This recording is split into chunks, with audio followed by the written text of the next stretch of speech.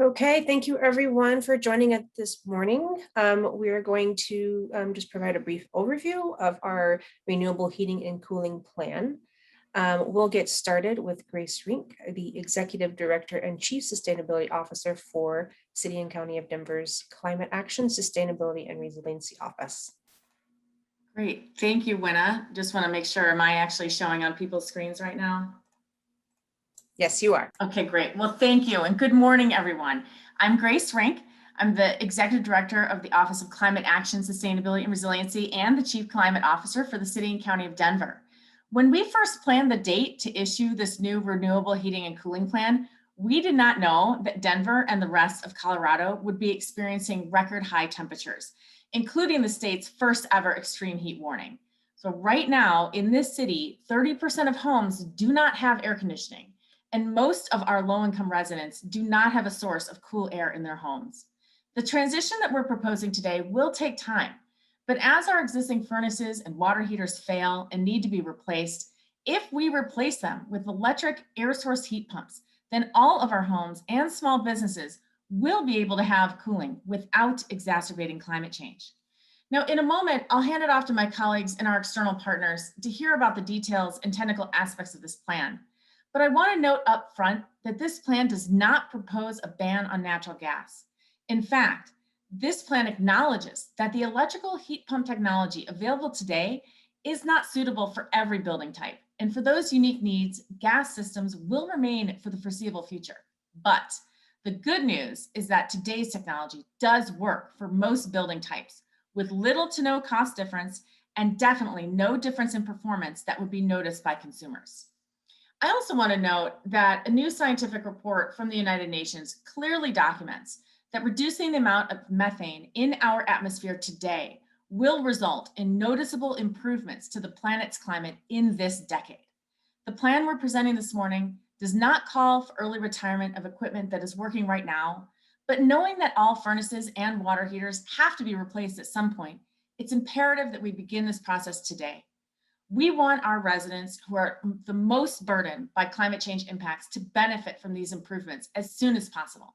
And on a day like this, with record high temperatures, being able to tell those residents that affordable air conditioning powered by renewable energy is within reach, that's exactly what this office was created to do. And now I'm going to hand it off to Katrina Manigan, the leader of our Buildings and Homes teams. Katrina. Thank you so much, Grace, and thank you to all of you for joining today. I'm Katrina Manigan. I lead the Buildings and Homes team in Denver's Office of Climate Action, Sustainability, and Resiliency.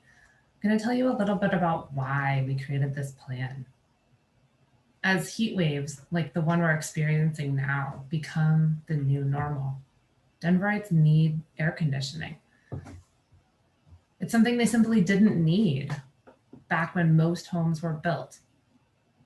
The 30% of Denver homes that still don't have air conditioning today are primarily older homes in low-income communities. One survey of East Colfax residents found that 45% of renters and 30% of homeowners struggle to keep their homes cool in the summertime. With the increase in air pollution from intense, frequent wildfires, traditional methods of cooling, like opening up windows overnight or using swamp coolers, are no longer healthy options. So this plan details how the city will help people get access to air conditioning by transitioning to heat pumps for heating and cooling. Moving to electric space and water heat will also improve safety, because we know that in more than 30% of low-income homes in Denver today, gas equipment fails carbon monoxide tests. And that's compared to less than 5% of market rate homes.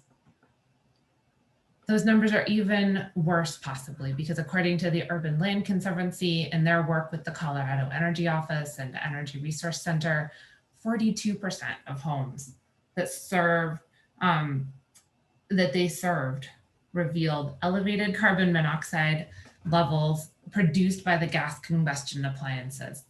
And 95% of the homes they served had missing or inoperable carbon monoxide detectors. So we have a real opportunity to improve safety and health in homes in Denver today. Transitioning to electric appliances also lowers exposure to indoor air pollutants, both carbon monoxide, but also the pollution that comes from other gas appliances. So residents of homes with gas appliances have nearly 3 times the rate of asthma compared to homes with electric appliances. And we spend 90% of our lives indoors.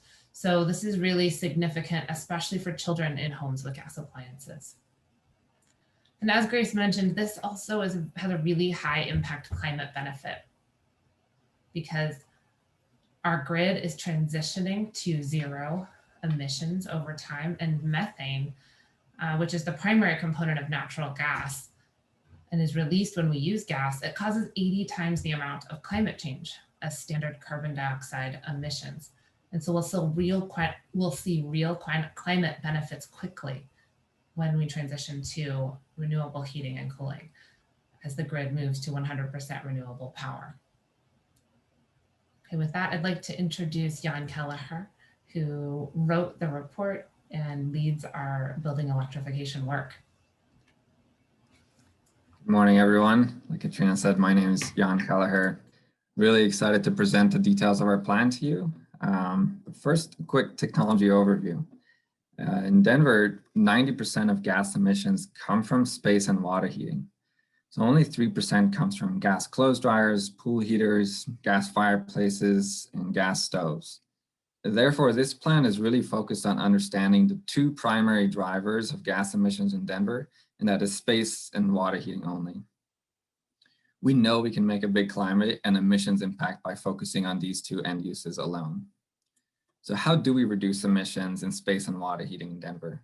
And the answer is by deploying heat pumps. Heat pumps, even in our cold climate, are 200 to 300% efficient, while gas appliances generally are only around 90% efficient. Next slide, please. Heat pumps are a proven and reliable technology. They've actually been in use in refrigerators for over 100 years now and work along the same principles of moving heat from a cold space to a warm space, just like our refrigerator does. Heat pumps used for space and water heating are also extremely common in Asia and Europe. So in implementing this now, we are benefiting from a lot of technology and advancements that have already taken place. Next slide, please.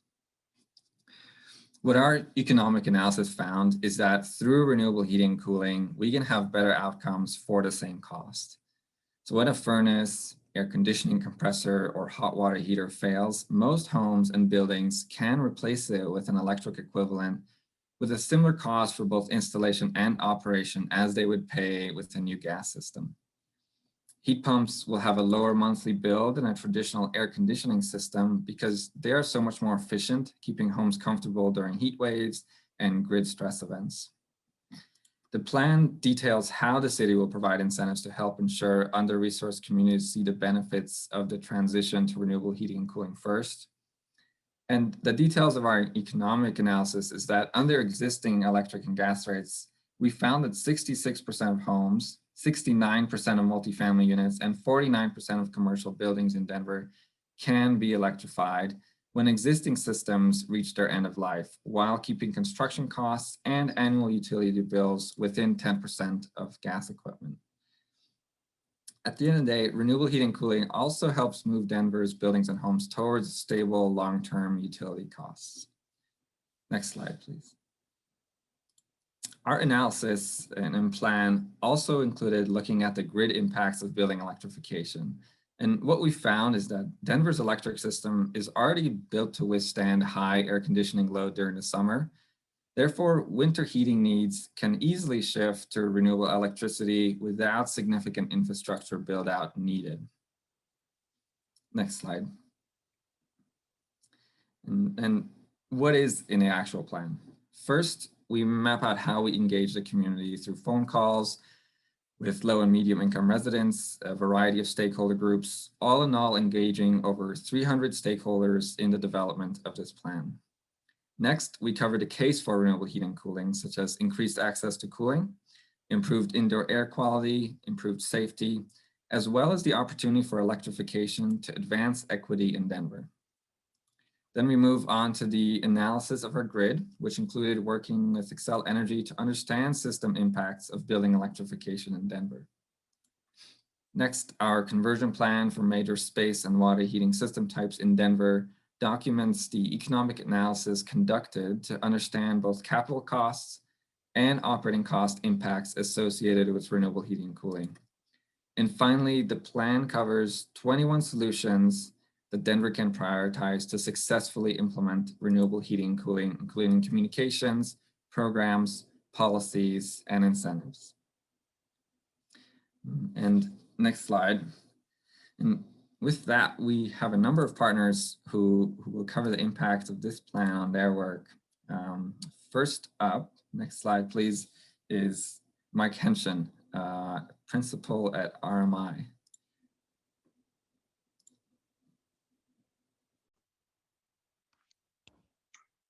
Thank you, Jan, and thank you for inviting me to speak at this event today. At RMI, we are interested in driving the clean energy transition around the country, and especially here in Colorado, where our roots are. We see cities around the country looking for opportunities to be climate leaders, and this is an example of that from the city of Denver. In many cities, just like Denver, gas and other fossil fuels burned in buildings is a big part of the climate challenge. And we see in Denver, it's about a quarter of the city's emissions. And so this plan for renewable heating and cooling is really a sign to me that Denver, the city of Denver, is taking a big leadership step nationally to really try to address this challenge comprehensively with the programs, the communications, financing, and the policies that Jan talked about. Here in my house in Colorado, I've made the switch. I've got the electric heat pumps in the house. I can say it's been a big benefit for comfort for us to make my kids' bedrooms more comfortable during the heat waves where we didn't previously have good air conditioning. And excited to see that opportunity made more available and easier for people across the city of Denver to make their homes healthier and more comfortable while addressing climate change and supporting the electric grid. So very excited to see this and looking forward to the implementation of this plan. Thanks. Thank you, Mike. Next up, we have Christine Brinker, Senior Associate at the Southwest Energy Efficiency Project. Thanks, Jan. I am so proud and excited to see my hometown of Denver leading the way in this growing movement towards highly efficient, super clean, all electric, all renewable homes and buildings. I really appreciate that the city is helping accelerate this transition, and this plan will enable more families like mine to switch to renewable heating and cooling. We converted our 1930s house to all electric last year. We got an air source heat pump and heat pump water heater. And I gotta tell you, we absolutely love it. Our heat pump keeps our house refreshingly cool in the summer, especially on days like today, and cozy warm in the winter, even when the temperatures go below zero. And that's all in one unit. We got the costs to pencil out to about the same as a traditional, more polluting, unhealthy unit. And the same with our heat pump water heater. In fact, we save money on that one. Climate-wise, it's the equivalent of getting rid of a car. So the climate impacts are huge. And I would say the only downside to us having made this transition is that all my friends and family now have to put up with listening to me rave about it nonstop. We absolutely love it. Zooming out to the bigger picture, we know that this transition to renewable heating and cooling is both necessary and urgent. We know it'll have countless benefits to all aspects of our community, far outweighing the costs. We know the technology is ready for most scenarios and only continuing to get better. It's even better today than it was only a handful of years ago. Now, we know it can be done in a business-friendly way that saves money and boosts jobs. And we know it can be done in a thoughtful way that protects equity and improved environmental impacts. This plan is extraordinary at all of those things. It's comprehensive, it's carefully planned, practical, economical, and achievable. And we're glad to see that the city is a partner alongside all of us, making sure that this transition is done the right way. So I want to extend my congratulations and my heartfelt thanks to Mayor Hancock and to all of you at the Office of Climate Action, Resiliency, and Sustainability for really leading this charge. Thanks, Christine. And finally, we have Erin Martinez, our Facilities and Sustainability Manager at the Urban Land Conservancy. All right, thanks, Jan. You know, it's wild. For thousands of years, we've literally been burning resources to keep our homes warm and comfortable. And as we all know, we're now in this critical and pivotal time, and we have to consider the toll that our lifestyle and our comfort and our convenience take on the planet. In pursuing electrification, renewable heating and cooling, we have the opportunity to not only maintain our way of life, but increase the healthiness and comfort of our homes and buildings and decrease our impact on the planet.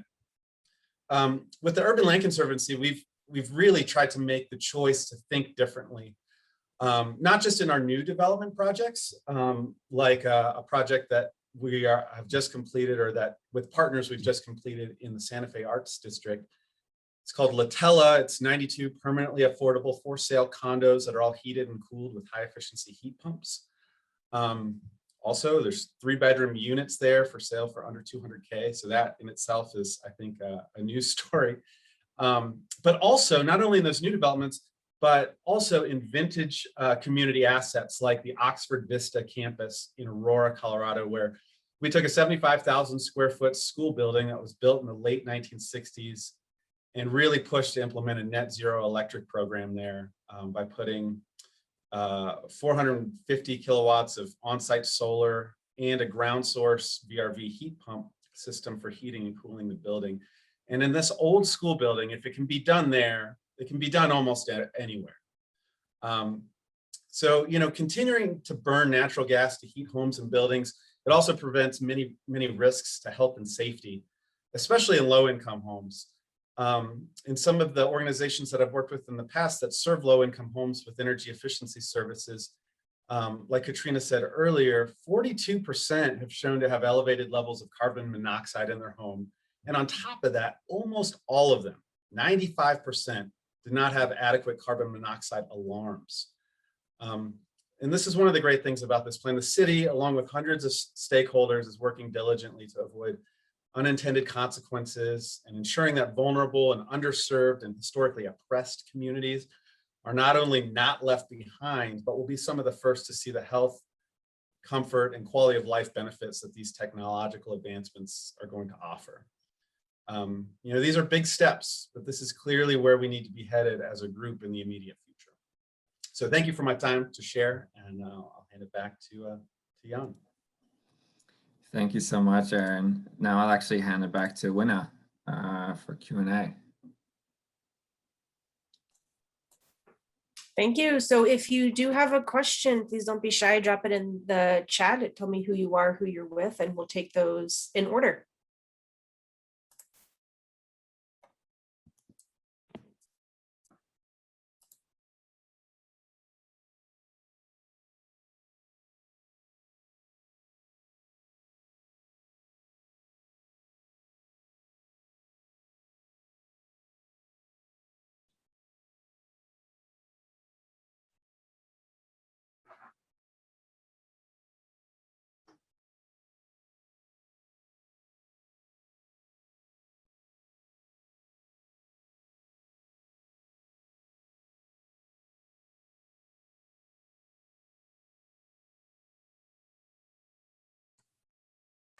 Okay, looks like we do not have any questions, but of course, if you have questions afterwards, oh, I'm sorry, Ray Solomon, KUNC, go ahead.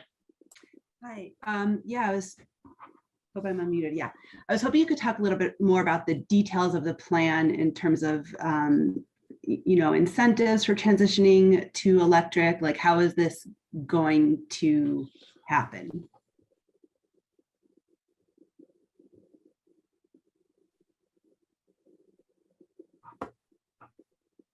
Hello? Sorry, it's always hard to get off of mute. This is Grace Rank. Okay. I'll start that, and perhaps some of my colleagues will weigh in too. So here's what we know that we can do. We have, thanks to the voters of Denver, almost 65% of the voters this last fall voted in favor of a 0.25% sales tax to provide our office with up to $40 million to use toward climate action work. So we have money available to offer as incentives to homeowners and building owners for this transition. We have not actually structured any incentive programs yet. That's what we're in the process of doing now, is figuring out what are the different types of programs that we can and need to support right away. And so now that this plan is out, this is how our process works. We issue the plan that gives us the roadmap, then we start to develop the incentives to support the plan. So I don't know if Katrina or Jan want to add anything more there, but so that's what I can tell you is we do have the funding to provide some incentives directly from the city. There are other incentives available in the market too. And I don't know, maybe if Jan and Katrina want to mention those. Yeah, that's right, Grace. The only thing I would add is that we are starting that process to develop incentives. This plan laid out the technology to make the conversion and how that is going to happen. And it laid out the need for incentives. And now we'll take the next step and go and actually do equitable incentive design and roll out some of those incentive programs. So is developing specific goals in terms of percentage electrification, percentage of buildings electrified by a certain date, is that also part of the next step of the process?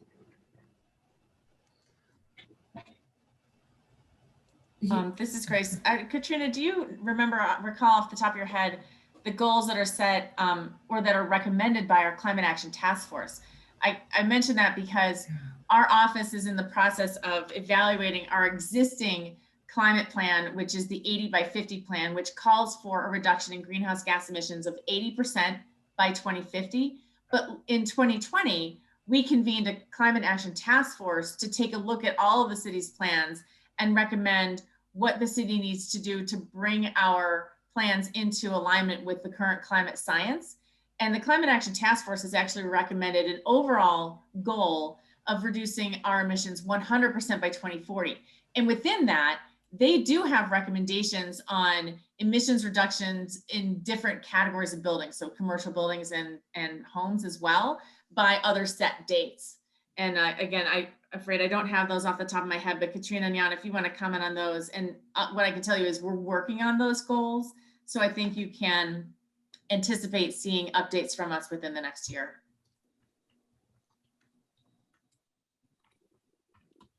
Great, thank you. Can I add on the subject of incentives? Denver is doing this transition in conjunction with a whole lot of other partners, not least of which is Xcel Energy, which covers all of the city.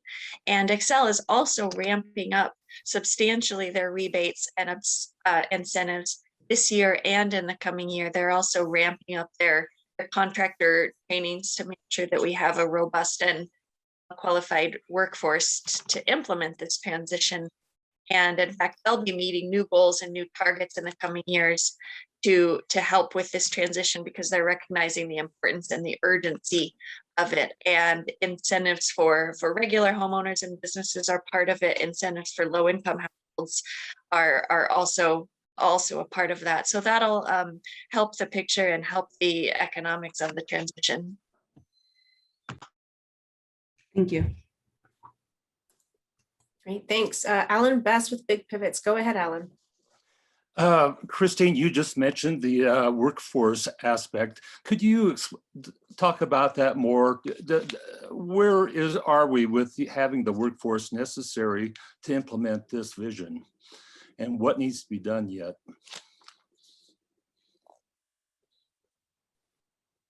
I think Jan would want to take that one, and then I'll add on if necessary. Happy to, yeah. There's definitely elements of a transition underway as we shift technologies from fossil-based systems to electric, renewable powered heat pumps. That being said, a lot of conversation with contractors have, I think, illuminated that this work is quite similar at the end of the day, and they're able to easily make that transition. There is a shortage of HVAC workers in definitely Denver and likely across the state and country. So there's a gap for us to fill, and we are thinking actively and working with a variety of stakeholders on how to address workforce development aspects, both from the installation, both at the installation point, as well as the management and operation of these systems.